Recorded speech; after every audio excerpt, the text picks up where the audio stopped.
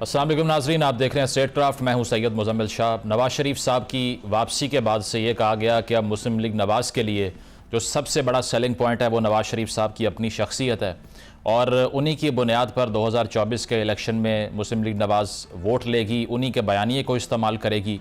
लेकिन अब आकर ये कहा जा रहा है कि नवाज शरीफ साहब फॉर्मली जो हुकूमत बनने वाली है एलाइस की, उसका हिस्सा नहीं होंगे, उसका फेस नहीं होंगे।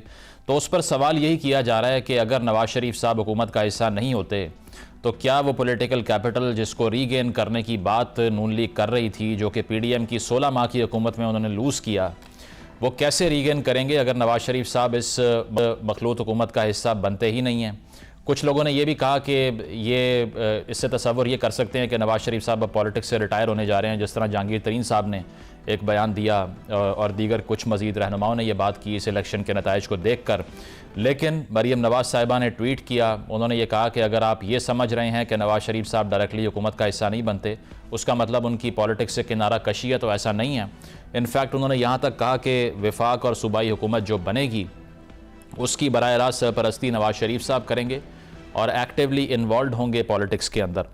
इसके साथ साथ अगर देखा जाए तहरीक इंसाफ का केस, तो पीपल्स पार्टी की जो बात की जा रही थी कि शायद कोई बैकडोर राब्ता हो सकता है, शेर अफजल मरवत साहब ने यह बात की कि जरदारी साहब राब्ता करने की कोशिश कर रहे हैं लेकिन हमने बात नहीं की, जिसको पीपल्स पार्टी डिनाई कर रही है। और साथ साथ जमात इस्लामी की तरफ से भी तहरीक इंसाफ के बारे में ये कहा गया कि उन्होंने चूँकि अपना स्टैंस तब्दील कर लिया है इसीलिए उनके साथ मिलकर हुकूमत नहीं बनाएंगे। तो अब सवाल यही है कि पीपल्स पार्टी फिर किन अहम पोजीशंस पर गौर कर रही है। क्या चेयरमैन सेनेट की नशिस्त, स्पीकर कौमी असम्बली की नशिस्त, सदर पाकिस्तान की नशिस्त और वजारत ख़ारजा, ये फार्मूला है पीपल्स पार्टी के जहन में। और पीपल्स पार्टी जो चाहती है कि वो बराह रास्त काबीना का हिस्सा ना बने, ये फ़ैसला किस बुनियाद पर हुआ और इसका नून लीग की पॉलिटिक्स पर क्या असर होगा, इससे आगाज़ करते हैं। हमारे साथ नून लीग के सीनियर रहनुमा खुर्रम दस्तगीर साहब खुद हैं, उनसे बात करते हैं। खुर्रम साहब, बहुत शुक्रिया आपका। बताइएगा, कहा यह जा रहा है कि डिफेक्टो तौर पे नवाज शरीफ साहब की ये पॉलिटिक्स से किनारा कशी है क्योंकि वो आए ही हुकूमत का फेस बनने के लिए थे, लेकिन अब कहा जा रहा है कि हुकूमत का हिस्सा नहीं होंगे। तो ये फैसला क्यों कर लिया मुस्लिम लीग नवाज ने? जी, इस पे हम मीडिया से बात भी कर चुके हैं शहबाज शरीफ साहब के मियां नवाज शरीफ की ख्वाहिश तो यही थी कि अगर इलेक्शंस में पाकिस्तान के अवाम जो हैं वो उन्हें एक सिंपल मेजॉरिटी अता करे ताकि वो एक पूरी अपनी भरपूर तवानाई और ताकत के साथ पाकिस्तान के मामलात को दुरुस्त कर सकें। लेकिन नतीजा वो नहीं आया जिसकी तवक्को भी थी। लेकिन अभी भी वैसे ये कहना कि उनकी जो है वो सियासत से किनारा कशी है, मुस्लिम लीग नून के जो कारकुनान हैं जिनमें मैं भी शामिल हूँ, हम सब की यही ख्वाहिश है कि मोहम्मद नवाज शरीफ ही हमारे वजीर आजम बने। खुर्रम साहब, लेकिन पीडीएम का 16 माह का एक्सपीरियंस ये बताता है कि जिस गवर्नमेंट की इक्वेशन में नवाज शरीफ साहब नहीं होंगे उससे नून लीग का पॉलिटिकल कैपिटल मजीद लूज होगा। तो वो लेसन लेने के बावजूद अगर ये फैसला होता है तो आपको लगता है दानिशमंदी होगी पार्टी की तरफ से इस फैसले में? नहीं, देखिए, पीडीएम की हुकूमत का तजर्बा ओवरऑल बड़ा मुस्बत था जहां तक पार्टियों के ताउन का ताल्लुक था कि तमाम जमातों ने एक दूसरे के साथ मिलकर एक बहुत अच्छा परफॉर्म किया, कोशिश की। लेकिन पाकिस्तान की इस वक्त जो मईशत की सूरत हाल है, खास तौर पे हमारा जो बैरूनी अकाउंट का मामला है, वो एक चैलेंज मौजूद है। उसकी वजह से पाकिस्तान में इस वक्त महंगाई का भी एक बहुत जोर है। तो बहुत सारे इश्यूज ऐसे थे जिन पर पीडीएम की हुकूमत ने भरपूर कोशिश की लेकिन वो कामयाबी नहीं हुई। तो मियां नवाज शरीफ की मौजूदगी का तो हमें ये एक जरूर एक तसल्ली भी है कि अगरचे वो हुकूमत में बाकायदा हिस्सा ना भी हो लेकिन उनकी राहबरी हमें हासिल रहेगी। कुछ लोग ये भी कह रहे हैं कि एक और कंस्पिरेसी भी हुई है कि नवाज शरीफ साहब का जो इनर सर्कल है, क्लोज ग्रुप है, उनके बड़े बड़े नामों को हरवा दिया गया। आपका नाम भी ले रहे हैं, जावेद लतीफ़ साहब का नाम भी ले रहे हैं, साद रफीक साहब का नाम भी ले रहे हैं। आपको पता चला इस कंस्पिरेसी का? नहीं, कंस्पिरेसी तो मैं नहीं कह सकता, लेकिन अब ये जो इंतखाबात हैं इनके ऊपर बहुत बड़े बड़े सवालात खड़े हो गए हैं। और पहले तो हमें ख्याल था कि कोई यक तरफा है, कोई धांधली होती, रिगिंग होती, लेकिन इस दफा तो कोई 4 तरफा किस्म की धांधली हुई है जिसकी वजह से तमाम जमातों के लिए चैलेंज आ गया है कि खासतौर पे वफाक में मुल्क को आगे लेकर कैसे चलना है। पीपल्स पार्टी हमेशा आपको पंचिंग बैग बनाने में कामयाब क्यों हो जाती है? इस बार भी वो कह रहे हैं कि हम स्टैंडिंग कमेटीज में बैठ जाएंगे, मिनिस्ट्रीज हमें नहीं चाहिए। जी, उनको भी अंदाजा है कि आने वाले दिनों में बहुत सख्त मुआशी फैसले करने हैं और बहुत सारे ऐसे फैसले हैं जिनसे पीपल्स पार्टी जो है वो हिस्टोरिकली उनके खिलाफ है, जैसे प्राइवेटाइजेशन है। तो वो चाहते हैं कि वो अपने आप को उन फैसलों से दूर रखें, लेकिन पाकिस्तान की जो मईशत है, अगर उसकी हालत बेहतर नहीं होती तो फिर वो हुकूमत में हो या ना हो, हम सबको उसका जो जिम्मेदारी है वो उठानी पड़ेगी। सुना है पीपल्स पार्टी भी चाहती है शहबाज शरीफ साहब का नाम फाइनल हो, नवाज शरीफ साहब का नहीं। जी देखिए, वो इसलिए कि पीपल्स पार्टी को एक तजर्बा बहुत जिस तरह मैंने कहा मुस्बत हो चुका है मियां शहबाज शरीफ के साथ काम करने का। बिलावल भुट्टो जरदारी काबीना का एक अहम हिस्सा थे, हमारे साथ बैठते थे, तो लिहाजा उनका एक कंफर्ट लेवल जरूर है मियां शहबाज शरीफ से, जिसकी बुनियाद पर वो ये बात कर रहे हैं। और ये एक आने वाले दिनों में ये जो कोalition बनेगी, जो हुकूमत फॉर्म करेगी, उस पे सिर्फ कोalition चलाने का चैलेंज नहीं है। सबसे बड़ा चैलेंज ये है कि पाकिस्तान की मईशत अब जिस गड़े में गिर चुकी है, उससे उसको बतदरीज किस तरह बाहर लाना है, दुरुस्त फैसले करके और ऐसे फैसले करके जिससे पाकिस्तान के अवाम पर कोई मजीद भयानक बोझ ना पड़े। तो अगर इतने मुश्किल फैसले करना है, पीपल्स पार्टी भी हुकूमत से दूर भाग रही है इसीलिए, तो क्या ही अच्छा होता कि अगर मुस्लिम लीग नवाज कहती कि पंजाब में गवर्नमेंट फॉर्म कर लेंगे, वफाक के अंदर जिनकी मेजॉरिटी है उनको आने दें, और वो आज़ाद उम्मीदवार की है। जी, तो ये बात शहबाज शरीफ साहब ने कल मीडिया से बात करते हुए कही है कि अगर वो आजाद अरकान जो हैं वो हुकूमत बनाना चाहते हैं, मुस्लिम लीग नून बिल्कुल अपोजिशन में बैठने के लिए तैयार है। लेकिन उन आजाद अरकान की जब आप कॉम्पोजिशन देखते हैं तो वहां भी बहुत ही कमी है पाकिस्तान को चलाने का तजर्बा, पाकिस्तान के मामलात के इदराक का। इसीलिए सबके जहन में जो है वो मियां शहबाज शरीफ का नाम ही आया है कि अगर कोई शख्स जो इन तमाम इशूज से वाकिफ है और उसने इन चीजों को मैनेज भी किया है पहले, तो वही बेहतर उम्मीदवार होंगे। लेकिन मौलाना फजल रहमान साहब अब दावत दे रहे हैं नवाज शरीफ साहब को कि अपोजिशन में बैठ जाएं, तो पुराने दोस्त हैं, आपके बात मानेंगे उनकी? जी देखिए, मैं तो अब बारहा इलेक्शन के बाद से इस बात का इजहार कर चुका हूं मीडिया पे कि मेरी भी जाती राय यही है कि हम पाकिस्तान पीपल्स पार्टी को सपोर्ट करें, वो हुकूमत बनाए, मोहम्मद नवाज शरीफ पाकिस्तान के सदर बने और हम ऑपोजिशन में एक ऐसी ऑपोजिशन, सदर बने और ऑपोजिशन जो है वो ऐसी हो जो इस बात को यकीनी बनाए कि अगर कोई सियासी अदम इस्तेहकाम आता है तो ऑपोजिशन जो है उस सूरत में पीपल्स पार्टी की हुकूमत को सपोर्ट करेगी, लेकिन हम डे टू डे कामों में उनकी ऑपोजिशन करेंगे। तो ये तो राय मैं दे चुका हूं और इस वक्त मुस्लिम लीग नून की जो आने वाली सियासत है उसका बहुत बड़ा दारोमदार जो है वो मोहतरमा मरीम नवाज पर चला गया है कि वो पंजाब को कैसे लीड करती है। तो 2018 में तहरीक इंसाफ MQM पाकिस्तान की बैसाखियों पर खड़ी हुई थी, जैसे ही वो हटाई गवर्नमेंट गिर गई। इस बार आपने उन बैसाखियों का इंतखाब कर लिया है, तो ये लेसन तो कोई अच्छा नहीं है? जी नहीं, लेसन अच्छा नहीं है, लेकिन जिस किस्म का फैसला पाकिस्तान के अवाम ने दिया है उस पर भी बहुत गहरे सवाल आते हैं। लेकिन अब जो नंबर्स हमारे सामने हैं तो लिहाजा इन्हीं के साथ ऑपरेट करके बहरहाल मुल्क ने और इस जमहूरिया ने आगे जाना है। तो आगे जाने का रास्ता सियासतदानों का काम है, मुंतखब नुमाइंदों का काम है कि वो मुश्किल तरीन हालात में आगे बढ़ने का रास्ता जो है उसकी तलाश करें और उस पर चलें। तो मैशत चलाने के लिए इसहाक डार साहब के अलावा कोई नाम ज़ेरे गौर है, सुनने में आ रहा है? जी यही मैं कह रहा हूँ कि हमें कोalition का जो तजर्बा हुआ है तो और भी नाम है डार साहब के अलावा, लेकिन इस वक्त सबसे मजबूत उम्मीदवार बता सकें कौन सा नाम? जी नहीं, अभी तो चूंकि डिस्कशन बहुत ही इब्तदाई सूरत हाल में है, जैसे अगले 3 से 4 दिन में इसका ऐलान भी हो जाए। लेकिन जो 300 यूनिट माफ करवाने थे वो मेरा ख्याल है सिर्फ आप ही कर सकते हैं। जी नहीं, देखिए 300 यूनिट माफ करवाना तो पाकिस्तान की जो पावर सेक्टर है जो ऑलरेडी बहुत मुहीब फाइनेंशियल क्राइसिस में है, उसमें तो डूएबल नहीं है। या तो ये देखिए ना, मैंने शायद आपके प्रोग्राम में पहले भी कहा कि एक बहुत बड़ा फैसला करना है कि हम जो पाकिस्तान का डेवलपमेंट बजट है उसको काट कर पाकिस्तान के अवाम को बिजली और गैस में रिलीफ दे दें।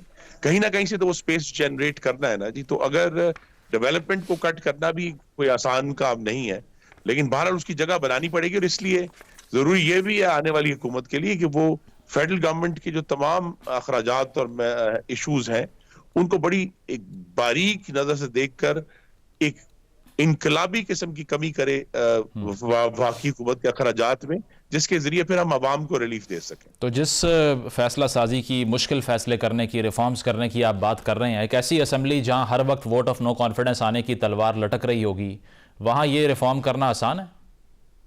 जी नहीं, आसान नहीं है। इसलिए ये जो इलेक्शन है इसका जो नताइज हैं उन्होंने पाकिस्तान को एक बड़े मुश्किल चैलेंज के अंदर धकेल दिया है। और अब मुंतखब नुमाइंदों की इज्तिमाई दानिश का इम्तिहान है कि हम इसको कैसे लेकर चलते हैं। वरना फिर ये तो हमेशा एक मुमकिनात में से है कि जो एक नए इंतखाबात कराए जाएं जिनसे ये उम्मीद की जाए कि एक मजबूत हुकूमत बनेगी।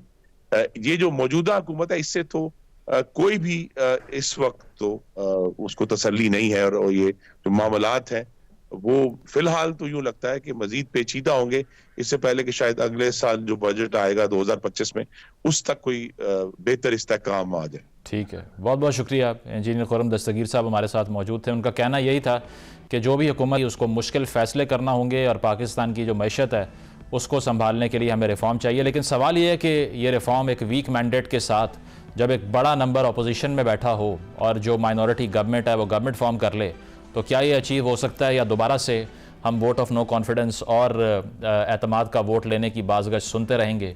ये बड़ा सवालिया निशान है। एक ब्रेक शामिल करते हैं, ब्रेक के बाद मज़ीद डिस्कशन करेंगे। Stay with us. Welcome back नाजरीन। अब PDM 2 के हवाले से बात की जा रही है कि बिलखसूस पीपल्स पार्टी की जो स्ट्रेटजी है वो तकरीबन वही है जो PDM 1 में थी, और वो ये है कि डिसाइसिव मिनिस्ट्री से वो दूर रहेंगे और साथ साथ ये कि वजारत उज़्मा में कॉम्प्रोमाइज़ करने को वो तैयार हो चुके हैं। लेकिन आया इस स्ट्रेटजी को इख्तियार करने से पाकिस्तान के जो आम मसले हैं, जिसमें सबसे बड़ा मसला इकॉनमी का है या टेररिज्म का है या पॉलिटिकल इंस्टेबिलिटी का है, क्या इस नौयत की मखलूत हुकूमत इन तमाम मसाइल को हल कर सकती है या नहीं? इससे गुफ्तगू का आगाज़ करते हैं। हमारे साथ आमिर ज़िया साहब मौजूद हैं, सीनियर सहाफ़ी तजिया निगार हैं, आपका बहुत शुक्रिया। मुज़म्मिल सुहरवर्दी साहब ज्वाइन कर रहे हैं। मुज़म्मिल साहब आपका भी बहुत शुक्रिया, सीनियर सहाफ़ी हैं, तजिया निगार हैं। मुज़म्मिल साहब आपसे आगाज़ करता हूँ, ये बताइएगा कि नवाज़ शरीफ साहब की वापसी हमने देखी और नून लीग ने यह कहा कि वो गवर्नमेंट चलाएँगे, वो फेस बनेंगे हुकूमत का और चौथी बार वज़ीर आज़म बनेंगे। लेकिन अब कहा जा रहा है कि वो सरपरस्ती करेंगे लेकिन बराह रास्त वो वजारत उज़्मा का ओहदा नहीं लेंगे। नून लीग की तरफ से अच्छा फ़ैसला है ये, आपको लगता है? जी, ठीक फैसला है। जब मरियम नवाज को वो चीफ मिनिस्टर बनाने में इंटरेस्टेड हैं तो फिर ऊपर खुद और नीचे बेटी तो नहीं हो सकती थी, तो उन्होंने बेटी को चांस दिया है और ऊपर शहबाज शरीफ को प्राइम मिनिस्टर बनाया है। ये तो सबको नजर आ रहा है मरियम नवाज के चीफ मिनिस्टर बनने से कि उन्होंने बेटी को चांस दिया है। नहीं, वैसे एक बार ऊपर शहबाज साहब और नीचे उनके बेटे रह चुके हैं। चला नहीं था ना वो काम, उससे सबक सीखा ना उन्होंने, वो चला था, इट वॉज अ फेलियर। तो और उस काउंटर प्रोडक्टिव हुआ था, जिसके नतीजे में इस बार दोबारा गलती करने का नहीं सोचा गया। मुज़म्मिल साहब, हम क्या समझें कि वैसे भी नवाज शरीफ साहब काफी क्लियर कर चुके थे कैंपेन में आखिरी दिन भी कि वो सादा अक्सरियत पर ही हुकूमत बनाने में यकीन रखते हैं, मखलूत में वो नहीं चलना चाहते। आई थिंक कि उनका फर्म डिसीजन था कि अगर सादा अक्सरियत नहीं आएगी तो वो फिर खुद प्राइम मिनिस्टर नहीं बनेंगे। आमिर साहब, सादा अक्सरियत नहीं मिली इसलिए नवाज शरीफ प्राइम मिनिस्टर नहीं बन रहे। क्या ये तसव्वुर करें कि ये उनकी पॉलिटिक्स की कह लें कि ये एक फेयरवेल है? क्योंकि बहुत से लोग कह रहे हैं कि नाराकशी इख्तियार कर ली है पॉलिटिक्स से, लेकिन फॉर्मली अनाउंस नहीं कर रहे। एक तो आपके सवाल में बुनियादी तौर पर जवाब भी है, पार्शियल जवाब भी है। मैं इसको एक और जाविये से देखता हूँ। मैं वो जाविया ये देखता हूँ कि जनाब, क्योंकि मखलूत हुकूमत चलाना इन हालात में बहुत ही मुश्किल काम था, तो नवाज शरीफ साहब मुश्किल काम से पीछे हट गए और उसके लिए उन्होंने अपने बरादर खुद को कुर्बानी का बकरा बनाया कि ये वाली जो मखलूत हुकूमत है, आप मुझसे बेहतर जानते हैं कि इसको चलाना बहुत मुश्किल काम है। पीपल्स पार्टी ने अपना जलवा दिखा दिया, उसने अपना रंग दिखा दिया कि वो ज़ाहिर है कि सिस्टम को गिरने नहीं देंगे, लेकिन वो अपने आप जिम्मेदारी लेने के लिए तैयार नहीं है। तो एक अक़लियती हुकूमत को चलाने के लिए फिर आपको एमक्यूएम को कभी मनाना होगा, कभी आपको दीगर जो दो अशखास के ऊपर पार्टी है, 2 MNAs पर है, 3 MNAs है, उसको मनाना होगा। तो कॉन्स्टेंटली जो है जो मुस्लिम लीग की हुकूमत है वो ब्लैकमेल होती रहेगी, दबाव का शिकार रहेगी। फिर एक और बात समझनी कि एक बड़ी मजबूत किस्म की ओपोजिशन कौमी असम्बली के अंदर भी होगी। फिर एक और बात भी समझनी कि आपको मईशत के हवाले से बड़े मुश्किल पे फैसले करने हैं, और ये भी ध्यान में रखिए कि SIFC जैसा इदारा एक सुप्रा बॉडी भी है। अच्छा, अगर नवाज शरीफ साहब ने जो PDM के दौर में किया था कि उन्होंने बाहर से बैठ के मुदाखलत की, इसकी वजह से आपने देखा कि डार साहब की वापसी हुई और बिल्कुल मईशत का पलीथन निकल गया। इसको बड़ी मुश्किल से जो है हमारी केयरटेकर गवर्नमेंट ने दोबारा मतलब उसके ऊपर लाए हैं, पटरी पे लाए हैं, और उसमें आपने देखा कि रुपये को स्टेबलाइज किया। एक कम से कम स्टेबिलिटी का, मसले हल नहीं हुए लेकिन एक स्टेबलाइजेशन का एक आपको लग रहा है थोड़ा बहुत ना। तो अगर वो फिर वही वाली हरकतें हुई जो उस दौर में हुई थी, वो तो बड़ी खतरनाक होंगी। तो ये मैं इनकी हिम्मत को दाद देता हूँ शहबाज शरीफ साहब की, और अपने भाई के लिए जो उनकी कुर्बानी है उसको तारीफ नहीं भूलेगी। आप सोचे ना कि सबसे मुश्किल काम उन्होंने अपने लिए अपने जिम्मे ले लिया, फिर उन पर एक और दबाव होगा, और दबाव को आप कम मत समझिए। वो दबाव होगा कि जनाब नून लीग जो है वो उसके अंदर, जैसे मरियम साहिबा चला रही है पंजाब को, तो वो एक ज्यादा मतलब हार्ड लाइनर है, तो वो हार्ड लाइनर जो है उसका भी दबाव आ रहा होगा शहबाज शरीफ साहब पे। अच्छा। तो पंजाब में जब वो हुकूमत चलाएंगी, तो है कि हमें पता है, मैं उसकी डिटेल्स में नहीं जाना चाह रहा, जो फैमिली के अंदर एक फ्रिक्शन है, पावर कसल है, आप माने लोग तरदीद करते हैं कि जी सब एक चीज़ पिलाई हुई दीवार है, लेकिन ऐसा नहीं है। ठीक है, तो उनका जो एक रेडिकल आइडिया होगा उसका भी प्रेशर आएगा। तो सलूट टू शहबाज शरीफ साहब, और वो कैसे इस मसले से निकलेंगे ये मेरे और आपके लिए बुनियादी सवाल होना चाहिए। बिल्कुल मुजम्मिल साहब, जिस तरह आमिर साहब भी कह रहे हैं कि खासे प्रेशर्स हो सकते हैं शहबाज शरीफ साहब की वजारत उज़्मा पर, तो फिर बिलावल साहब के बारे में हम सुनते थे कि nothing short of being a prime minister. People's party कहती थी कि बिलावल वजीर आज़म चाहिए हमें। अब आकर वो इस डायरेक्शन में इसीलिए नहीं जा रहे कि चैलेंज बहुत गंभीर दिखाई दे रहे हैं उनको? नहीं, उन्होंने पूरी कोशिश की है कि PTI उनको वजीर आज़म के लिए नामजद कर दे, और बार बार PTI से रब्ता किया। अगर PTI बिलावल की हिमायत कर देती तो वो वजीर आज़म बन जाते, और लेकिन PTI ने उनकी हिमायत नहीं की, तो वो कैसे वजीर आज़म बन सकते थे। अब इसके बाद एक ही सूरत हाल रह गई थी कि या वो नवाज नून लीग की हिमायत कर देते, या ये सिस्टम गिर जाता। सिस्टम गिर जाता तो उसकी कैजुअलिटी पीपल पार्टी भी होती। सिस्टम गिर जाता तो पीपल्स पार्टी उसमें से शहीद बन के तो नहीं निकल सकती थी, हलाकत तो पीपल्स पार्टी की भी होनी थी। सिस्टम में ही उनकी जान है। अपनी जान बचाने के लिए उन्होंने सिस्टम को जान दी है। और लेकिन चूंकि बिलावल साहब इतनी हार्ड लाइन इलेक्शन में ले चुके थे कि अब वो शहबाज शरीफ की कैबिनेट में कैसे बैठते। मतलब बतौर लीडर आप बताएं, कोई फेस सेविंग है बिलावल के पास कि वो शहबाज शरीफ की कैबिनेट में बैठ जाए? दोबारा वजारत नहीं बैठ सकता वो, लेकिन सिस्टम को बचाना भी उनकी मजबूरी थी। लिहाजा एक बंद गली में मौजूद थी पीपल्स पार्टी। उसके पास वाहिद रास्ता था कि तहरीक इंसाफ उसके साथ मुफाहमत कर लेती, जो नहीं हो सकी। तो बंद गली का जो फैसला है वो पीपल्स पार्टी का सबके सामने है।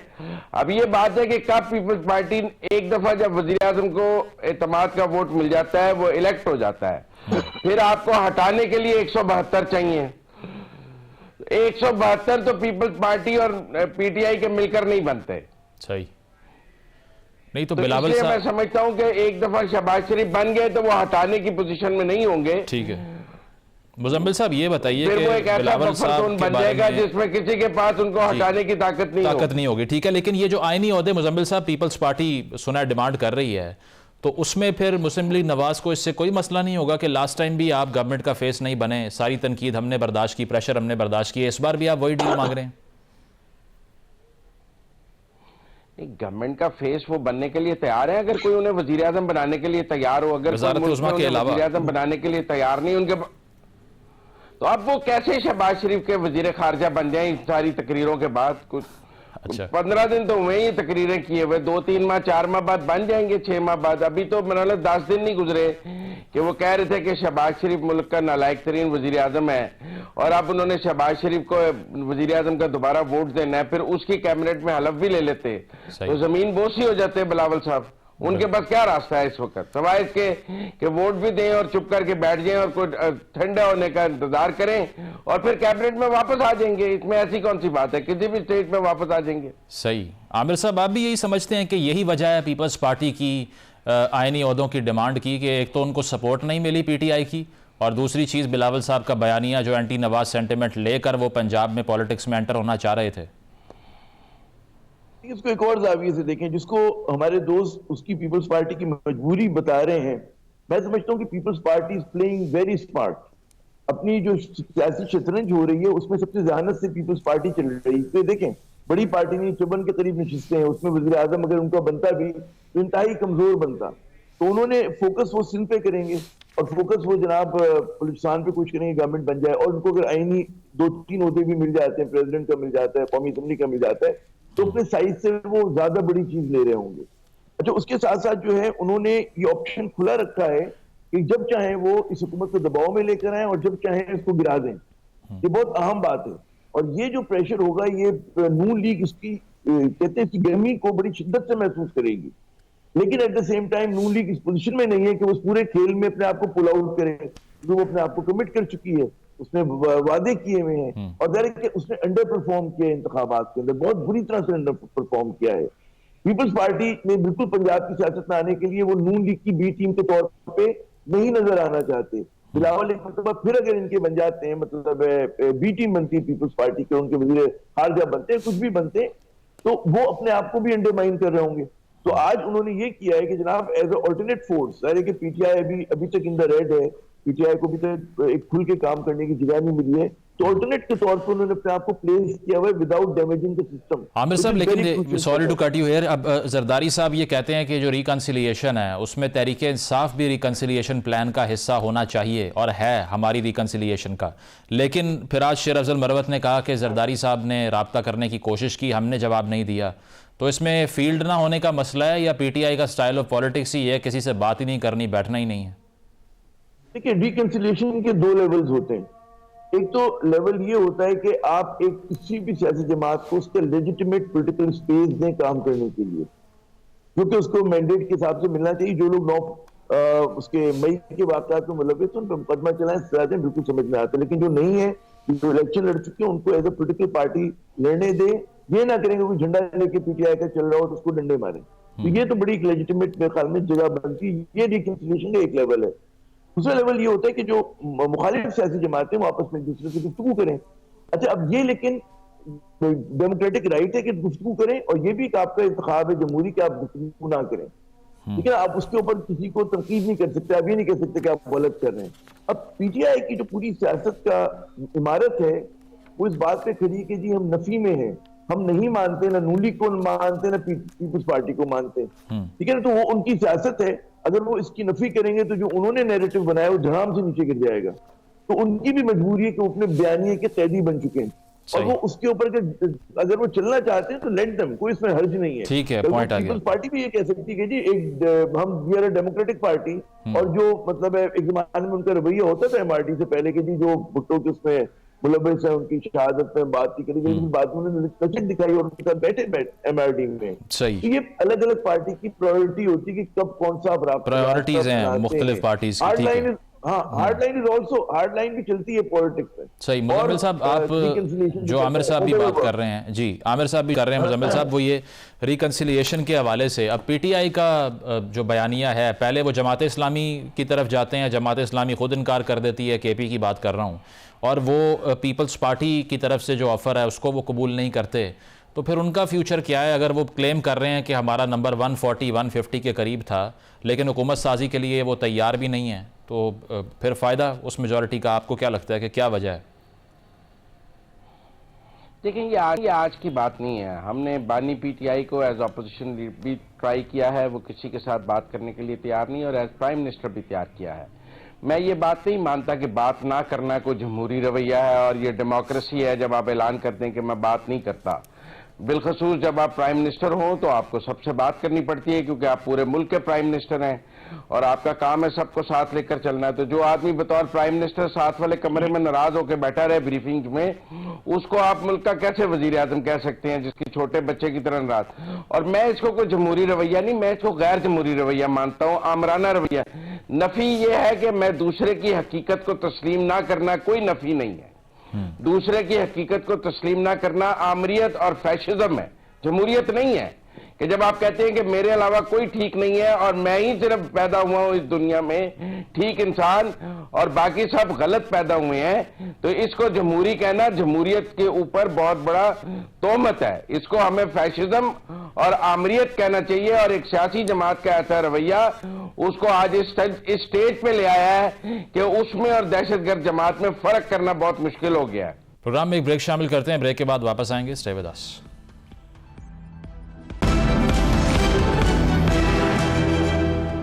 वेलकम बैक नाज़रीन, गुफ्तगू के सिलसिले को आगे बढ़ाते हैं। मुज़म्मिल साहब, आप जिस तरह अभी बात कर रहे थे कि पहले 66 घंटे अब 36 घंटे लेट आया, पीटीआई एहतजाज कर रही है, दूसरी पार्टीज़ भी कमोबेश कुछ ना कुछ तहफ़्फ़ुज़ात रखती हैं। मौलाना साहब ने अब कहा कारकुन तैयार रहें, हम मुहिम चलाएंगे, अपोजिशन में बैठेंगे, रिजल्ट्स को नहीं कबूल करते।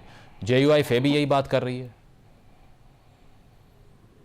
बिल्कुल, देखें 2018 और 2024 में एक फर्क समझें। 2024 में ये जो परसेप्शन की बात कर रहे हैं, किसी को ऑफेयर नहीं किया गया।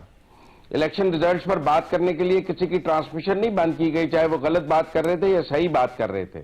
कोई DGISPR का मुस्बत रिपोर्टिंग का हदायतनामा नहीं आया कहीं से कि आप ये हदायतनामा है कि आपने मुस्बत रिपोर्टिंग करनी है। तो ये जो परसेप्शन की बात कर रहे हैं वो फॉल्स भी है, लेकिन वो क्रिएट हुआ है क्योंकि आजादी इजहार था और हमारे यहाँ अक्सर आजादी इजहार गलत भी इस्तेमाल हो जाता है। ऐसी कौन सी बात है? तो 2018 और 24 में एक बुनियादी फर्क यह है कि आपको आज इन इलेक्शंस पर बात करने की इजाजत है। 2018 में इन इलेक्शंस पर बात करने की सजा थी। वो सजा और आज की इजाजत जो है, ये बुनियादी फर्क है जिसे हमें भूलना नहीं चाहिए कि ये जो जीतने वाली पार्टी थी 2018 में, वो नहीं चाहती थी कि उसकी जीत पर बात की जाए कि वो मुतनाज़े है। और 2024 में जीतने वाली पार्टी को इस बात से प्रॉब्लम नहीं है कि लोग क्या बात कर रहे हैं। वो कहती है ये जमहूरियत है और ये आजादी इजहार है। आमिर रियाज साहब जितना मर्जी कही जाए इलेक्शन को बुरा, वो कहती है कि ये उनकी जाती राय है, उनको देने की इजाजत होनी चाहिए। 2018 में ये इजाजत नहीं थी। 2018 में ये इजाजत नहीं थी। कितने लोगों की नौकरियां गई, कितने लोगों की ट्रांसमिशन बंद हुई, कितने लोग ऑफेयर हुए, ये सब ऑन द रिकॉर्ड है। ऐसी कोई बात नहीं। और उस वक्त के DGISPR का हदायतनामा के मुस्बत और रिपोर्टिंग होनी चाहिए, वो भी ऑन द रिकॉर्ड है। बिल्कुल बिल्कुल। आमिर साहब, स्पेस पहले से ज्यादा है अकॉर्डिंग टू मुज़म्मिल साहब। मैं ये अर्ज करूं तो इन्होंने मुज़म्मिल साहब ने जो फरमाया ना कि आमिर मिर्जा कह रहे हैं, आमिर मिर्जा नहीं कह रहे। आमिर मिर्जा तो रिपोर्ट कर रहे हैं कि क्या मैंने गलत कहा कि हर पोलिटिकल पार्टी को इतराज है? ये मतलब मैं 2018 में तो रिपोर्ट करने की भी इजाजत नहीं थी ना आमिर साहब। 2018 में तो रिपोर्ट करने की भी इजाजत नहीं थी। ऐसा नहीं था। ये अपना अपना जाविया है। देखिए, आपकी मैं राय का एहतराम करता हूँ। आप समझते हैं कि 2018 के इंतखाबात बहुत ही बुरे हुए थे, ये आपकी राय हो सकती है। मैं समझता हूँ कितने पाकिस्तानी स्टैंडर्ड्स तो वैसे ही इंतखाबात थे जैसे 2013 के थे, ठीक है ना। ये अपनी अपनी राय बहस कर सकते हैं इस चीज के ऊपर। मैं ये अर्ज कह रहा हूँ 24 के अंदर भी बतौर साहब हम तो सिर्फ ये बता रहे हैं कि जी ये पॉलिटिकल पार्टी, उसमें कोई गलत बयानी नहीं है। जब नून लीग खुद एतराज कर रही है भाई, तो दूसरी बात की कि यहाँ पे मैं जरा चैलेंज करूंगा कि यहाँ पे कोई पार्टी जीती नहीं है इस वक्त। यहाँ पे माइनॉरिटी गवर्नमेंट बनने जा रही है। यहाँ पे आजाद उम्मीदवारों की सबसे ज्यादा सीट्स हैं। हो सकता है कि टूट के किसी और पार्टी में शामिल हो जाए, उनका जमीर जाग जाए, that decides the point. Aamir साहब, हुआ तो 18 में भी ना, 2018 में माइनॉरिटी गवर्नमेंट थी पीटीआई की। मैं ये कह रहा हूँ, आप दुरुस्त कह रहे हैं। मैं कह रहा हूँ कि देखें, हमारे यहाँ तीसरी दुनिया में, क्योंकि हमारे यहाँ एक जागीरदाराना नीम कबायली जमहूरियत है, फ्लॉड डेमोक्रेसी है, उसमें ये चीजें होंगी, झगड़े होते रहेंगे। हमारे 18 में भी हुए, 13 में भी इतराजात थे ना। तो वो कोई मैं बिल्कुल अर्ज ये कर रहा हूँ कि जो असल चैलेंज है वो ये कि इस मरतबा फेडरल में भी एक आपको माइनॉरिटी गवर्नमेंट है जिसकी मुश्किलात बहुत ज्यादा है। उसको सोचना चाहिए कि हम उस मुश्किलात से कैसे निकलें। उनको जो एक विंडो मिली है काम करने के लिए, सही, कि आप उसको कैसे इस्तेमाल करेंगे कि मुल्क में स्टेबिलिटी आए। देखिए, हम सबकी ख्वाहिश है कि 2024 के इंतखाबात के बाद महाजराई का खात्मा हो और पाकिस्तान एक रास्ते पे चले, हम मीशत पे तवज्जो दे सके, हमारे SIFC अपना किरदार अदा कर सके। ये चीजें बहुत अहम है। और मैं फिर कहूंगा कि शहबाज शरीफ के लिए बहुत बड़ा चैलेंज है ये। अच्छा, वो इस चैलेंज को कैसे मिटिगेट कर सकते हैं, उसका एक ही तरीका है कि जो सियासी हिद्दत है उसमें कमी करें। अब सियासी हिद्दत में कमी के लिए बड़े खुलूस से वो कर सकता है जिसके पास ताकत और इख्तियार होता है, वो करेगा ना। जिसको जिसकी पिटाई हो रही है वो तो कुछ नहीं कर सकता, उसको तो आपको बनाना पड़ेगा। तो आप सोचिए, या तो अगर आप समझते हैं कि पॉलिसी काम कर रही है, आप दीवार में लगा सकते हैं, दीवार में चुन सकते हैं, तो बराए करम कर दें ये काम। सही, मुज़म्मिल साहब, अगर ये पॉलिसी काम नहीं करी जो हमने देखा, तो फिर आपको बदलना पड़ेगा, आप गुफ्तगू करें भाई। ठीक है मुजम्मिल साहब, आप क्या समझते हैं ये 2 और 3 साल के फॉर्मूले की जो हम बात सुन रहे थे, पॉलिटिकल पार्टी ने तो डिनाई किया है इस चीज़ को, लेकिन क्या ऐसी डिस्कशन इन प्लेस है अब भी according to your information? I don't think so, ऐसी कोई डिस्कशन ना ये मुमकिन है। इसको तो रेडिक्यूल कर दिया गया था पहले दिन ही कि ऐसे नहीं हो सकता। और पहली दफा थोड़ी पंजाब मरकज में कोई कोलिशन बन रहा है। 2008 में भी कोलिशन था, 2018 में भी कोलिशन था, 2013 में सिर्फ एक पार्टी के पास मेजोरिटी थी, 2002 में भी कोलिशन था, एक वोट से हुकूमत बनी थी। तो ये पाकिस्तान की मरकजी हुकूमत के कोलिशन कोई नई चीज नहीं है जिस पर हम सब बहुत हैरान हो रहे हैं। ओ मरकज में कोलिशन बन गया है, ओ किसी एक को मैंडेट नहीं मिला। ऐसा तो पाकिस्तान में अक्सर इंतखाबात में हुआ है, कम हुआ है कि हमने किसी को यहाँ मेजोरिटी दी है। और ऐसा भी बहुत बार हुआ है कि एमक्यूएम की साथ से जो हुकूमत बनती है वो उनके निकलने से गिर जाती है। इस बार हो जाएगा ऐसा? कई दफा नहीं भी गिरती। ये तो मैंने कहा ना कि एक दफा हुकूमत बनने के बाद फिर निकालने वालों को 172 वोट पूरे करने हैं। वो एक मैजिक फिगर है। अब आप देखें ना, सुप्रीम कोर्ट की रूलिंग आ गई है कि जो टर्न कोर्ट का वोट है वो काउंट ही नहीं होगा। तो आप तो अदम एतमाद अमली तौर पर नामुमकिन हो गई है कि आप किसी का बंदा तोड़ के अदम एतमाद कर सकें। तो इसलिए मुझे लगता है कि एक दफा जो हुकूमत बन जाती है अब उसको तोड़ना सुप्रीम कोर्ट ने अमली तौर पर नामुमकिन कर दिया हुआ। मुजम्मिल साहब, ये मौलाना साहब को की जो आप देख रहे हैं पॉलिटिकल टोन, वो नवाज शरीफ साहब के पुराने साथी तस्वर किए जाते हैं, लेकिन अब वो कह रहे हैं वजारत उज़्मा का वोट भी हमने नहीं देना। तो वो इतने ज़्यादा होपलेस क्यों हो गए हैं इस कोalition गवर्नमेंट से, जो आप कह रहे हैं नॉर्मल है? देखें, आप बलूचिस्तान के फिगर्स को देखें। बलूचिस्तान में 3 पार्टियां हैं, जैसे मरकज में 3 पार्टियां थी, एक पीटीआई इंडिपेंडेंट, एक पीपल्स पार्टी और एक नून लीग। जो 2 मिलती हैं हुकूमत बन जानी है। बलूचिस्तान में 3 पार्टियां, JUIF, पीपल्स पार्टी और PMLN। 2 के 10-10 हैं, JUIF के 11 हैं। जो 2 मिलेंगी उनकी हुकूमत बन जाएगी। अब अगर मौलाना फजलुर रहमान और नून लीग मिलते हैं तो वहां मौलाना फजलुर रहमान की हुकूमत बन जाती है। अगर पीपल्स पार्टी और नून लीग मिलते हैं तो मौलाना को अपोजिशन में बैठना पड़ेगा। तो मौलाना बलूचिस्तान की गवर्नमेंट को देख रहे हैं कि अगर उनको वहां पर PMLN के वोट नहीं मिलते, क्योंकि अगर PMLN मरकज में पीपल्स पार्टी के साथ जा रही है तो फिर बलूचिस्तान में भी पीपल्स पार्टी के साथ जाएगी। तो अगर वो बलूचिस्तान में पीपल्स पार्टी के साथ जाएगी तो बलूचिस्तान में मौलाना को अपोजिशन में बैठना है, तो वो मरकज में भी फिर ऑपोजिशन में ही बैठेंगे, क्योंकि उनके पास वहां गवर्नमेंट बनाने का चांस था। अगर पीपल्स पार्टी और मौलाना का कोई आपस में मुआहदा हो जाता है तो फिर तो जरूर होगा। मैं समझता हूं कि मौलाना की आज की प्रेस कॉन्फ्रेंस ये थी कि अगर बलूचिस्तान में उनके साथ दोनों बड़ी सियासी जमातें उनके साथ डील नहीं कर रही तो वो भी फिर मरकज में दोनों जमातों के साथ डील नहीं कर रहे, जो क्वाइट नॉर्मल है। 11 सीटों के साथ वो बलूचिस्तान में बैठे हैं, उन्हें एक पार्टी की जरूरत है। फिलहाल दोनों पार्टियां उन्हें अवेलेबल नहीं है। सही, मतलब ये प्रेशर टैक्टिक भी आपको लग रहा है कि है उनकी तरफ से। आमिर साहब, आप इस पर क्या समझते हैं? बलूचिस्तान गवर्नमेंट की जो इक्वेशन बन रही है, और दूसरा KP में चूंकि सीटें बची ही नहीं जमात इस्लामी की, तो अब PTI की ऑप्शंस क्या हैं? पहली बात हुई कि मौलाना को बहुत ही शदीद सदमा हुआ है, तो उनको डाउट हो गया ना उनका, जो उनकी यानी कि वो अपने सूबे में लड़ने के भी काबिल नहीं रहे, उनको खुद आके जो है बलूचिस्तान जाना पड़ा। तो यहाँ मैं मुजम्मिल साहब की बात करूंगा कि उनकी ख्वाहिश ये है कि जितना इस कमजोर पोजीशन के साथ वो निगोशिएट कर सकें, न सिर्फ सूबाई हुकूमत के लिए बल्कि उनको खुद भी होता है कि कभी कश्मीर कमेटी के सरबराह होते हैं, इनकी तो खैर अगर इनके खुद जीत जाते तो और इनकी और 2-4 सीट्स होती तो ये और किसी बड़े उहदे के लिए वहां होते फेडरल गवर्नमेंट के अंदर। तो मौलाना साहब के अपने अज़ाइम है और मुझे नहीं लगता कि वो पूरे होते हुए नजर आएंगे, क्योंकि इस बार पेचीदगी बहुत ज्यादा है। नून लीग को पीपल्स पार्टी को साथ लेके चलना ही होगा और पीपल्स पार्टी को नून लीग के साथ चलना होगा। तो मौलाना इतना क्रूशियल इस वक्त वो नहीं बनते, मतलब फंडामेंटल, उनके बगैर उनको उनके रूठने के बावजूद भी चीजें चल सकती हैं।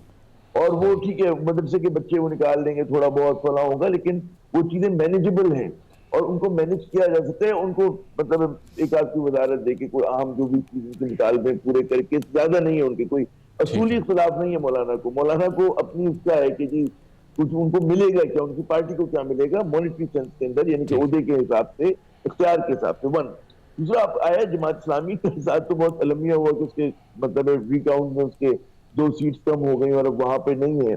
और इसमें PTI को जाहिर है कि इसको देखना पड़ेगा कि आईनी एतबार से उनके पास क्या ऑप्शन बनते हैं। सही, मेरे ख्याल में आसान उनके लिए नहीं होगा, क्योंकि PTI को सबसे बड़ा मसला है कि उनकी जो रिजर्व सीट्स हैं, चाहे वो नेशनल असेंबली में हो चाहे यहाँ पर हो, उसको कैसे क्लेम कर सकते हैं। और वो कहना इजियर ठीक है। सेड डन कि जी हम फला पार्टी के साथ आगे और हमें मिल जाएंगी, क्योंकि सही। बहुत कॉम्प्लिकेशन देंगे, सिस्टम आपके खिलाफ काम कर रहा है तो आपको बहुत नाकामियों का और सेटबैक्स का सामना हो सकता है। तो ठीक। कोई भी चीज उनके लिए इतनी आसान नहीं है, सब आसान नहीं है आईनी तौर पे, बिल्कुल। मुजम्मिल साहब आपसे आखिरी सवाल, आईनी ओहदों की जहाँ तक बात है तो एक सदर पाकिस्तान और दूसरा चेयरमैन सेनेट, तीसरा स्पीकर कौमी असम्बली पीपल्स पार्टी लेने में कामयाब हो जाएगी, क्या लगता है आपको? स्पीकर तो लेने में कामयाब हो जाएगी। देखें, अगर नवाज शरीफ माइनस हुआ है तो जरदारी भी माइनस हो जाएगा। अच्छा, ये खबर है आपकी या एनालिसिस है? माइनस है तो ये सादी थ्योरी है जी, every action has an equal and opposite reaction. अगर खुर्शीद शाह ये बयान दे सकता है कि हमें नवाज शरीफ कबूल नहीं है बतौर वजीर आजम, तो तलाल चौधरी सदारत के वक्त बयान दे देगा कि किसी और को ले आए, आसिफ जरदारी कबूल नहीं है। ये तो पे बैक पॉलिटिक्स में हो जाता है। तो मेरे ख्याल में आसिफ जरदारी तो सदर नहीं हो सकते, हमें किसी और के नाम पर गौर करना पड़ेगा, क्योंकि ये पे बैक हो जाएगा जो उन्होंने हिस्सा डाला है। अगर वो आज ये बात कर सकते हैं तो फिर दूसरी तरफ से ये बात क्यों नहीं होगी?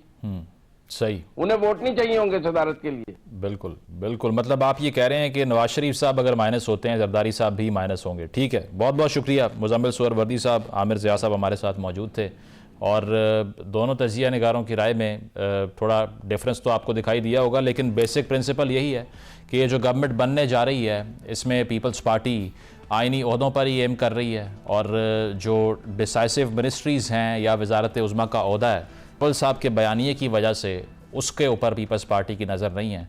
एक ब्रेक शामिल करते हैं, ब्रेक के बाद वापस आएंगे।